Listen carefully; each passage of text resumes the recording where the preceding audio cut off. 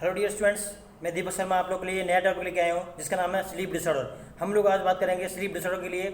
तो बेसिकली इसके बारे में जो साइकेट्रिक में इंक्लूड इसलिए किया गया है क्योंकि पर्सन्स की जो डेली लिविंग लाइफ में ये सबसे ज़्यादा कॉमनेस्ट प्रॉब्लम की होती है और इसमें बेसिकली जो न्यूरो ट्रांसमीटर्स हैं या केमिकल्स हैं उनका बहुत ज़्यादा रोल होता है डिसऑर्डर्स को कॉज करने में। और भी इसके फैक्टर्स हैं, इनको हम डिटेल में जाके पढ़ेंगे किस वजह से नींद नहीं आती, या फिर इसके लिए हम बात करेंगे कि किस तरह से हम एक हेल्दी और वेल स्लीप ले सकते हैं, उसका क्या मेथड्स हैं या फिर क्या ट्रीटमेंट है। सो अभी हम लोग बात करने वाले हैं what is a slip. Clear? Firstly हम लोग जाने स्लीप क्या होती है।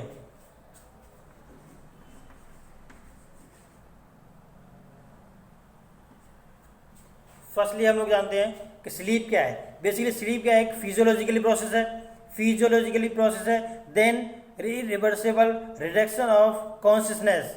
फर्स्ट थिंग दिखना है इसके अंदर, स्लीप क्या है, एक फिजियोलॉजिकल प्रोसेस है।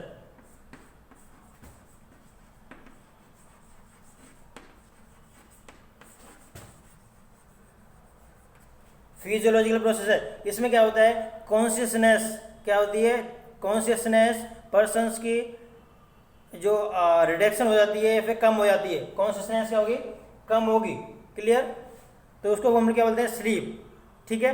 इसमें क्या होगा, पर्सन का जब पर्सन स्लीप करने जाता है तो क्या होता है, इरिवर्सिबल मतलब टेम्परेरी क्या होता है, पर्सन को अवेयरनेस नहीं रहती या फिर अवेयरनेस कम हो जाती है। ये तो बात होगी स्लीप की। क्लियर? स्लीप फर्स्टली क्या है, फिजियोलॉजिकल प्रोसेस है। फिर देन इसमें एक चीज़ आती है स्लीप वॉक साइकिल, जो कि 24 आवर्स में होती है। स्लीप वॉक साइकिल जो है वो 24 आवर्स की पूरी साइकिल, स्लीप साइकिल जो बोल सकते हैं हम लोग, स्लीप साइकिल बोले तो भी गलत नहीं होगा।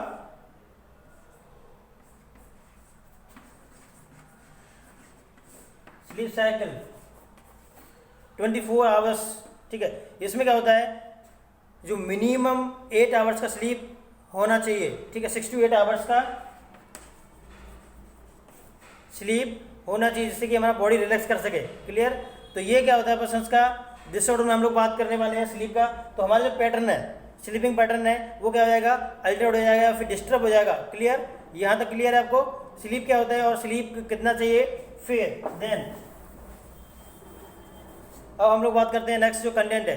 क्लियर? क्योंकि इसमें क्या है, हम लोग बात कर चुके पहले कि मल्टीपल न्यूरोट्रांसमीटर्स जो हैं वो बहुत ज़्यादा इंपॉर्टेंट रोल प्ले करते हैं। ठीक है? देन इसके बाद में हम लोग बात करते हैं क्लासिफिकेशन। ये तो मतलब स्लीप। फिर इसके बाद में आएगा क्लासिफिकेशन ऑफ स्लीप डिसऑर्डर। ठीक है? फिर इसके बाद हम लोग 1 by 1 पढ़ेंगे। स्लीप डिसऑर्डर्स का हमने बता दिया। देन क्या होगा,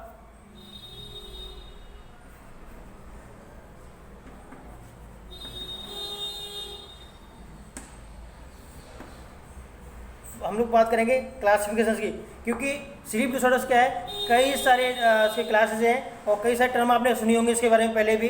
तो वो चीज़ के ऊपर डिपेंड करता है, इसलिए हमें आगे पढ़ना है। जो क्लासिफिकेशन पहले लिख रहे हैं, आप कहोगे कि सर आपने डेफिनेशन तो कराई नहीं। डेफिनेशन हम लोग पढ़ेंगे आगे, इसके जो क्लासेज हैं उनकी हम लोग डेफिनेशन पढ़ेंगे।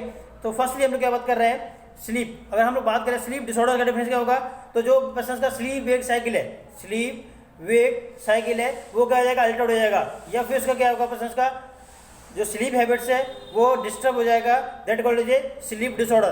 क्लियर? वो बात होगी स्लीप डिसऑर्डर की, और आगे भी बात कर लेंगे स्लीप डिसऑर्डर की क्या डेफिनेशन बन सकती है। हमने बात की थी स्लीप क्या होता है, स्लीप डिसऑर्डर्स क्या होता है। देन अब बात करते हैं classification of sleep disorder. Classification of sleep disorders की हम लोग बात करेंगे अकॉर्डिंग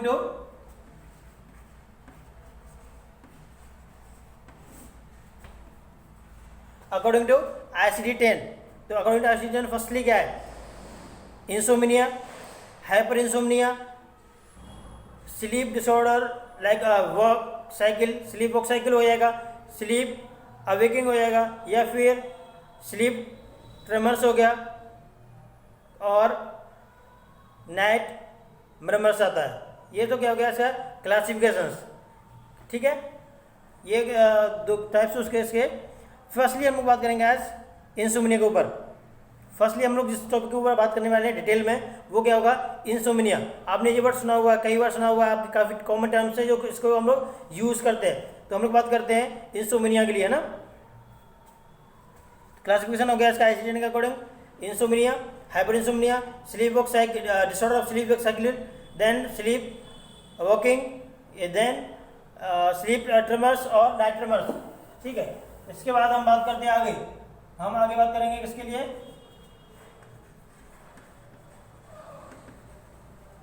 इंसोम्निया। ठीक है, इंसोम्निया क्या हुआ,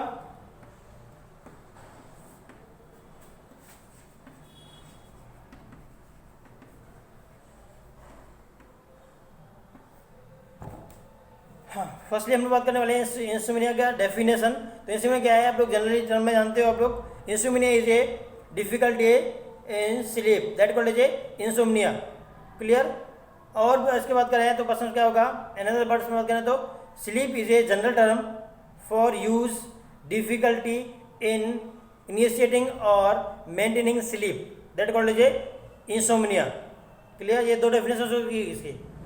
पर्सन क्या कर रहा है, डिफिकल्टी हो रही है स्लीप को आने में और उसको मेंटेन करने में। कुछ लोगों को होता है थोड़ी स्लीप आई फिर से खुल गया है ना, उनको क्या होता है फिर से वापस से कॉन्शियसली या फिर अवेयर हो जाते हैं, तो वो क्या है, इंसोम्निया ही कंडीशन आती है जिसमें कि पर्सन स्लीप प्रॉपरली नहीं ले पाता। क्लियर, ये तो बात होगी डेफिनेशन की। इसके बाद में ईटियोलॉजी या फिर बात की जाए कॉजेज, है ना। तो कॉजेज क्या होगा इसका, फर्स्टली जो मेजर डिसऑर्डर्स है उन बात करें तो मेडिकल कंडीशंस है कुछ,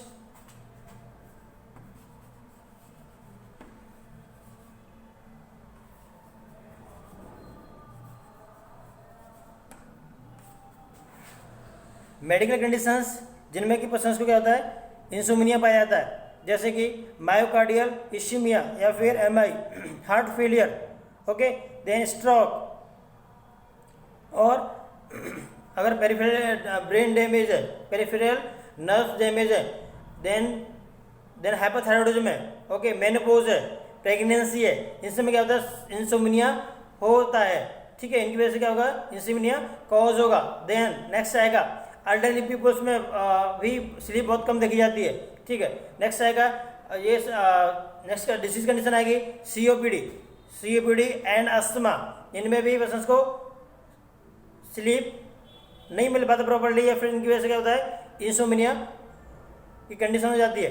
नेक्स्ट जीआई की अगर बात करें, जीआई ट्रैक्ट का जो डिसीज कंडीशन होगा वो क्या होगा, gastro esophageal reflux disease. Clear. Next आएगा इसके बाद में सब्सटेंस एब्यूज, ये होगी मेडिकल कंडीशंस जो मैंने अभी बात की थी आपको, वो सारी मेडिकल कंडीशन होगी। इसके बाद में सब्सटेंस, फिर इसके बाद में आएगा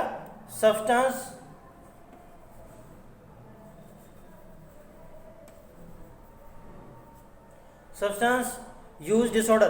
ठीक है, तो अगर कोई पर्सन सब्सटेंस यूज कर रहा है, कोई भी सब्सटेंस यूज कर रहा है, चाहे अल्कोहल हो या फिर अनदर ओपियोड हो, वो उनकी वजह से भी पर्सन को क्या होता है, ये इंसोम्निया की डिसीज आ जाती है। और खास करके अल्कोहल का क्या है, विड्रॉल सिम्टम्स है इंसोम्निया। ठीक है, यहाँ तक क्लियर आप लोग को, ये बात हो गई। दो मेन पॉइंट्स, सब्सटेंस की वजह से भी हो सकता है, मेडिकल कंडीशंस की वजह से भी इंसोम्निया हो सकता है कॉज। ठीक है, देन इसके बाद में आएगा कुछ ऐसी ड्रग्स भी हैं जो कि क्या करती है, इंसोम्निया कॉज कर देती है, फॉर लाइक कार्टिकोस्टेरॉइड और ब्रोंकोडायलेटर्स। ये दो ऐसी ड्रग्स हैं, इनकी वजह से क्या हो सकता है, पर्सन्स को इंसोम्निया हो सकता है। देन अदर डिसऑर्डर्स या अदर जो इलनेसेस है, मेडिकल इलनेसेस, उनकी बात करें हम लोग, क्या होगा, फीवर, पेन, इन्फेक्शन। अदर में क्या आएगा,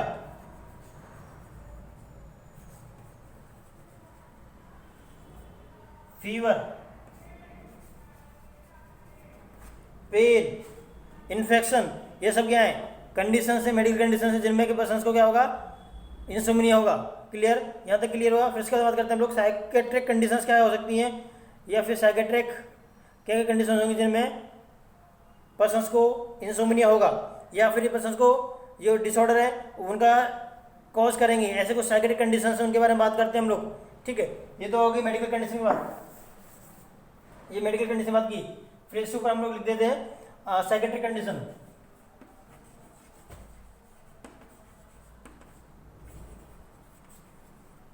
साइकेट्रिक कंडीशन क्या आएगा, फर्स्टली एक सबसे ज़्यादा बड़ा जो आप लोगों को सुना होगा, डिप्रेशन में पर्सन्स को इंसोम्निया होता है। ठीक है, post traumatic stress disorder, anxiety disorder, these are commonest These are commonest psychiatric condition to cause or responsible for insomnia. Clear? Depression, post traumatic stress disorder, anxiety disorder, ये सबसे ज़्यादा common है जो कि क्या करते हैं पर्सन्स को इंसोमिनिया कॉज करते हैं. क्लियर? नेक्स्ट क्या होगा? साइकोट्रोपिक मेडिसिन भी कुछ. Psychotropic medicine like anti anxiety और anti depression drugs. Anti anxiety क्या होता है? बेंजोडाइजेपिन्स आती है. एंटी डिप्रेशन ड्रग्स भी क्या है? रिस्पॉन्सिबल हो सकती है. ये बात हो गई साइकेट्रिक कंडीशंस की. इसमें क्या कुछ ड्रग्स भी हो सकती है. कंडीशन दो चीज़ हो गई. अब क्लियर होगा? डिसऑर्डर्स में डिप्रेशन, पोस्ट ट्रॉमेटिक और एंजाइटी, और मेडिसिन में आएगी एंटी डिप्रेशन और एंटी एंजाइटी. क्लियर? यहाँ फिर नेक्स्ट के बाद में एनवायरमेंटल कंडीशन. एनवायरमेंटल कंडीशन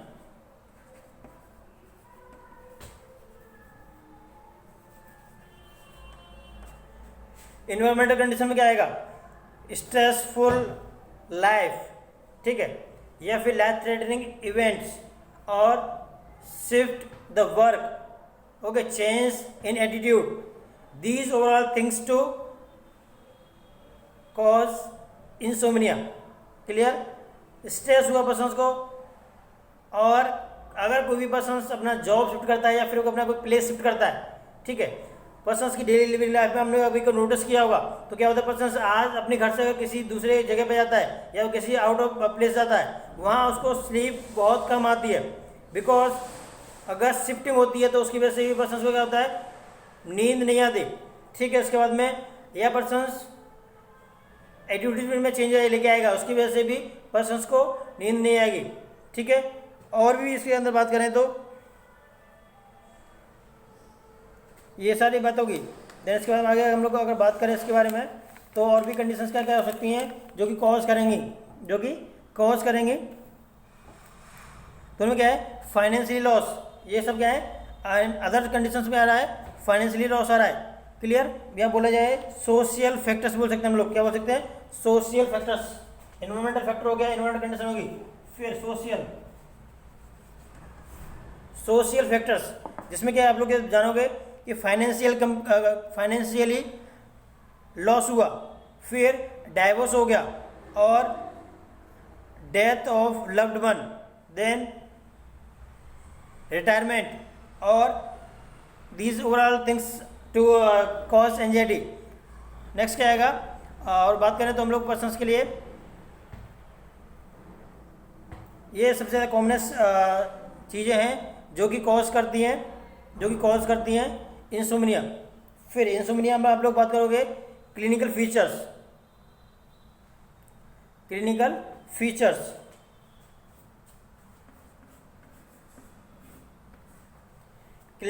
में आप लोग को बता के देते हैं सिंपली. फर्स्टली क्या होता है? Decrease sleep efficiency. क्या होगा? Decrease sleep efficiency.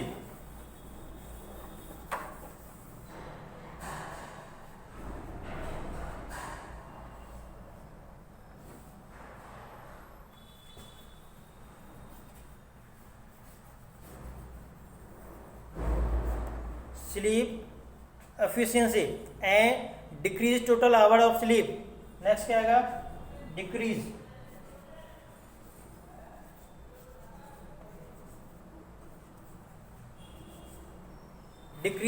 Total hours of sleep. Clear? Then क्या होगा पर्सन्स को? अगर ये सारी चीज़ें होती हैं तो क्या होगा? पर्सन्स वेलबिंग फील भी नहीं करेगा. अगर पर्सन्स को इंसोमिनिया है तो वो क्या करेगा? वेलबिंग फील नहीं करेगा. Not feel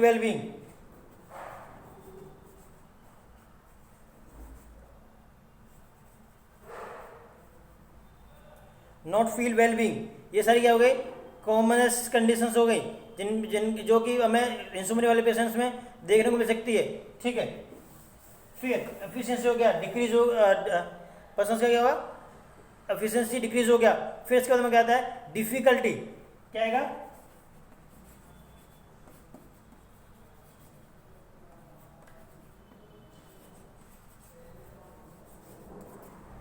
difficulty in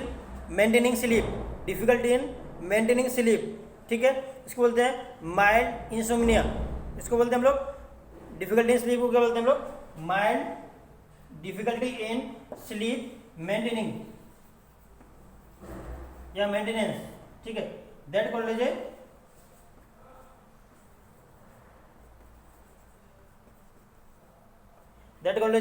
middle या फिर माइल्ड।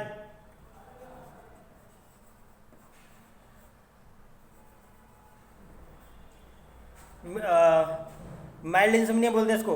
फिर नेक्स्ट क्या होगा, पर्सन जो भी अर्ली मॉर्निंग या फिर लेट अवेकिंग पर्सन में देखने को मिल सकता है। ठीक है, ये तो सब क्या हो गए, इसके सिम्टम्स हो गए इंसोम्निया के। ठीक है, इसके बाद में हम लोग का बात करें आगे, नेक्स्ट क्या आएगा, डायग्नोस्टिक।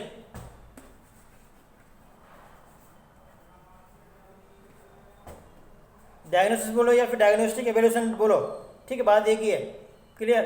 तो डायग्नोस्टिक एवेल्यूशन में क्या क्या आएगा, डायग्नोस्टिक एवेल्यूशन में जो कॉमनली आएगा इसके अंदर आप लोग कमेंट बॉक्स में लिख के बताइए आपको क्या क्या बताया। मैं 15 सेकंड वेट करता हूँ आपका। ठीक है, आप लोग को कॉमन पता है वो लिख के रखिए, नीचे लिखिए कमेंट बॉक्स में क्या क्या कॉमन है। ठीक है, ओके।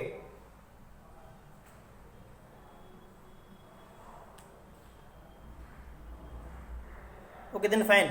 अब बात करते हैं हम लोग आगे डिटेल में। ठीक है, फर्स्ट क्या आता है,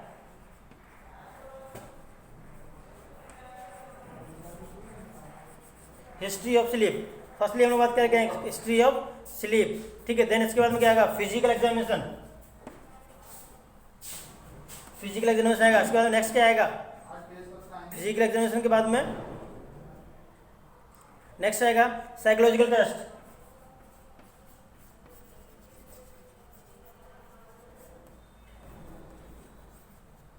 साइकोलॉजिकल टेस्ट, फिर लैब टेस्ट। ठीक है, फिर इसके बाद में आएगा इलेक्ट्रोइंसेफेलोग्राफी। ठीक है, इलेक्ट्रोइंसेफेलोग्राफी और पॉली सोमोग्राफी।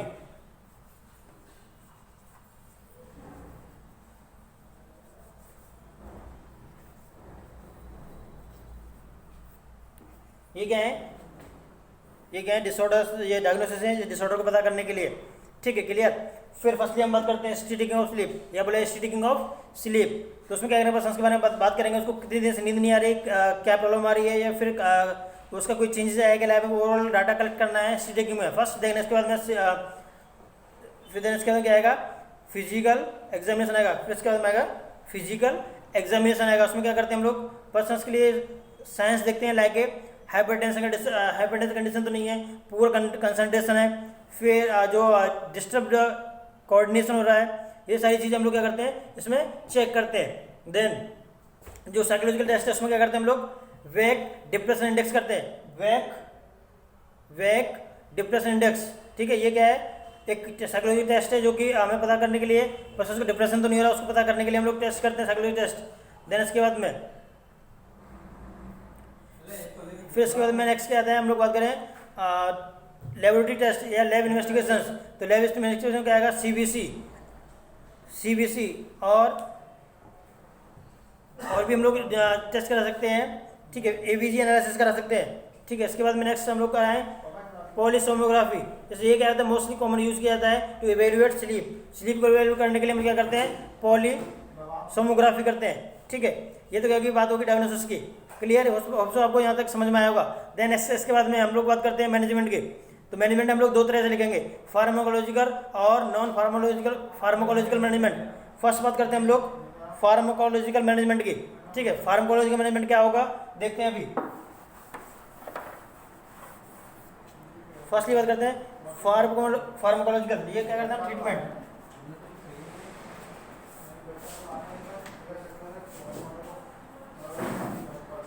ठीक है, इसके बाद हम बात करते हैं हम लोग बेंजोडाइज़ेपिन्स। फर्स्टली देते हैं एंटी एंजाइटी देते हैं, या फिर बोला जाए बेंजोडाइज़ेपिन्स देते हैं। ठीक है, देन इसके बाद में नॉन बेंजोडाइज़ेपिन्स भी देते हैं हम लोग, जिनको बोलते हैं हिप्नोटिक ड्रग्स। क्लियर। देन इसके बाद में एंटी डिप्रेशन देंगे। फर्स्ट बात करते हैं एंटी एंजाइटी।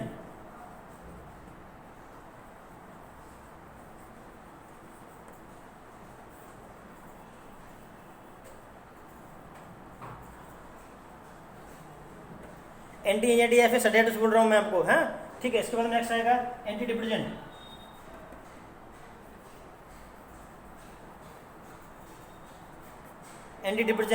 फिर इसके बाद में नेक्स्ट नेक्स्ट क्या आएगा, उसके बाद में नेक्स्ट जो आएगा वो ऑक्सीजन रिसेप्टर्स एंटागोनिस्ट आ जाएगा, ठीक है। इसके बाद में ये सब क्या है, कॉमनेस्ट ड्रग्स हैं जो कि हम लोग यूज़ करते हैं, ठीक है। इसके बाद में नेक्स्ट जो ड्रग आएगा, जो नेक्स्ट ड्रग आएगा इनकी बात करते हैं कि चल के हम लोग एग्जांपल्स की। सो जो सेडेटिव्स हैं उनमें हम लोग सबसे यूज़ करते हैं क्लोरोप्रोमाजीन, नहीं सॉरी, सो उसमें सेडेटिव्स हम लोग देंगे डायज़ेपाम, ठीक है, जो कि 0.5 mg होता है, ठीक है, 0.5 mg हम लोग देते हैं। देन इसके बाद में ये देखो इसके फार्माकोलॉजिकल की अब बात करते हैं, नॉन फार्माकोलॉजिकल, ठीक है। नॉन फार्माकोलॉजिकल मैनेजमेंट हम लोग क्या करेंगे,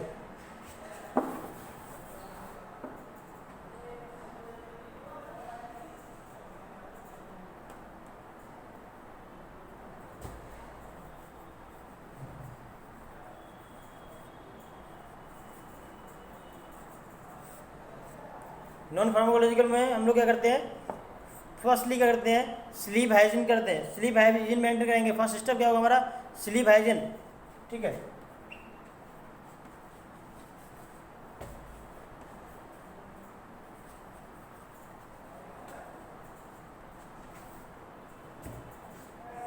फर्स्टली क्या हो गया, स्लीप हाइजीन हो गया। देन इसके बाद में स्लीप हाइजीन हो गया। देन इसके बाद में हम लोग क्या करेंगे, फर्स्टली स्लीप हाइजीन में पर्सन्स को एजुकेट कर देंगे regarding to how to maintain your proper sleep. Then इसके बाद क्या करेंगे, पर्सन को एजुकेट करते हैं। तो फर्स्टली क्या करेंगे, जो पर्सन को उसको जो स्टेप्स बताएंगे उसके बारे में बात करते हैं। तो फर्स्टली क्या होगा, use of the bed for sleep and sex only, on television watching reading and any books. ये सारी चीज़ें क्या करना है, नो टेलीविजन वॉचिंग और रीडिंग इन बेड टाइम। जब पर्सन सोने के लिए जाएगा तो उस टाइम क्या करना है, टेलीविज़न और हमें कोई भी रीडिंग नहीं करनी, ठीक है। ये जस्ट क्या करना है, स्लीप के लिए जाना है तो हम लोग ओनली स्लीप के लिए ही अपना यूज़ करेंगे properly. Then avoid caffeine at night. Night के टाइम में क्या करना है, कॉफ़ी या टी हमें यूज़ नहीं करना, खासकर कॉफ़ी। नेक्स्ट क्या आएगा, use to relaxing technique. Relaxing technique use करनी है। इसके 12 स्टेप्स होते हैं रिलैक्सिंग टेक्निक के, वो हमें यूज़ करनी है, ठीक है। सुपर पोजिशन में जाके पर्सन को डीप ब्रीथ लेना है। उसके बाद में पर्सन आराम से बॉडी को रिलैक्स करना है, वो ठीक है। ये क्या होगा, रिलैक्स टेक्निक में हम लोग यूज़ करना है। नेक्स्ट इसके बाद में आएगा प्रॉपर एक्सरसाइज, ठीक है। एवरी मॉर्निंग क्या करना चाहिए, एक्सरसाइज करना चाहिए, क्लियर। देन इसके बाद में क्या करेंगे, पर्सन के लिए maintain regular schedule of bed time. तो हमें क्या करना है, सोने का समय जो है फिक्स करना पड़ेगा। हमें 10 बजे सोना है तो डेली ही हैबिट बनानी पड़ेगी, 10 बजे ही हमें बेड पे लेट जाना चाहिए, क्लियर। तो ऐसा नहीं है रात के 12 बजे तक आप लोग जगे हुए हो तो फिर आपका क्या होता है, जो स्लीप वॉक साइकिल है वो डिस्टर्ब हो जाता है, अल्टर्ड हो जाता है। देन ये सारी बात हो गई। इसके बाद हम लोग बात करते हैं, don't watch clock well in bed. आप लोग को घड़ी बार बार नहीं देखनी, ठीक है। फिर इसके बाद क्या करते हैं, पर्सन जो भी स्ट्रगल कर रहा है स्लीप आने में, ठीक है, तो उसको क्या करना है, ये चीज़ अवॉइड करनी है और अपना पूरी तरह से रिलैक्स करना है बॉडी को और आराम से लेटे रहो। जरूरी नहीं है कि आप जोर लगाओ कि मुझे नींद आ जाए, ऐसा नहीं करना। लेकिन हमें क्या करना है, जस्ट से अपनी बॉडी को रिलैक्स करना है, ऑटोमेटिक स्लीप आपको इंड्यूस हो जाएगा। देन अवॉइड करना है पर्सन्स को, स्पेशली पर्सन्स अगर नाइट टाइम में या फिर कुछ भी ऐसी चीज़ लेता है तो उसको अवॉइड करना है। Then reduce weight, okay. अगर पर्सन्स को उसमें क्या करना, नेक्स्ट हम लोग उनको बता के देंगे आपको वेट रिड्यूस करिए जिससे कि पर्सन्स स्लीप अपनी कम हो उसको, ठीक है। देन बिहेवियर थेरेपी यूज़ करें जिसमें CBT का यूज़ करना होता है, cognitive behaviour therapy, okay. Then इसके बाद में क्या होगा, पर्सन्स हेल्दी डाइट ले, balance diet and exercise properly, तो उसका क्या होगा, अच्छा स्लीप आएगा।